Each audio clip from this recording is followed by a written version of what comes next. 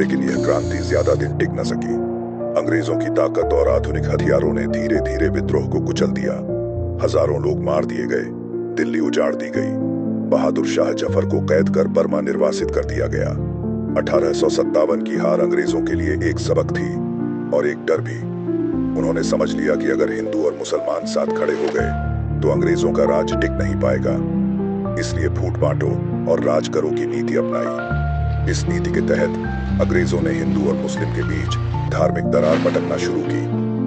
1871 में सेंसस यानी जनगणना शुरू की गई, जिसमें लोगों को धर्म के आधार पर गिनती में बांटा गया। इससे हिंदू मुस्लिम समाज की एकता कमजोर होती चली गई। अगर ये लोग एक हो गए तो हमारी हुकूमत खत्म हो जाएगी। इनको आपस में लड़ाओ और हमेशा के लिए अलग कर दो। 1885 में भारतीय राष्ट्रीय कांग्रेस की स्थापना हुई। यह एक ऐसा मंच था जहां हिंदू और मुसलमान मिलकर अंग्रेजों से अधिकार मांग सकते थे। शुरुआत में कांग्रेस ज्यादा उग्र नहीं थी। उसका मकसद था सुधार और धीरे धीरे अधिकार पाना। लेकिन कांग्रेस के मंच पर हिंदू और मुसलमान एक साथ खड़े दिखाई दिए। यह अंग्रेजों को बिल्कुल पसंद नहीं आया। इसी दौर में एक बड़े मुस्लिम नेता उभरे, सर सैयद अहमद खान। उन्होंने मुसलमानों को आधुनिक शिक्षा की ओर बढ़ने का रास्ता दिखाया।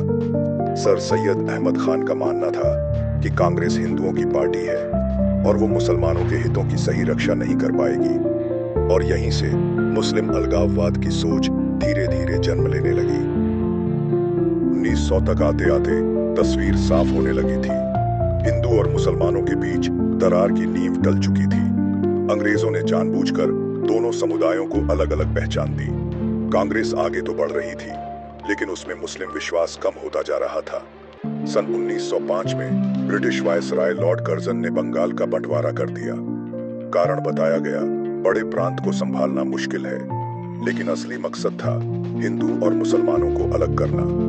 अगर हम आज इनको धर्म के आधार पर बांट देंगे तो ये कभी एकजुट नहीं हो पाएंगे। हिंदू समाज ने इस बंटवारे का जमकर विरोध किया। स्वदेशी आंदोलन और वंदे मातरम के नारे पूरे भारत में गूंजे। लेकिन मुसलमानों ने इस बंटवारे का विरोध नहीं किया।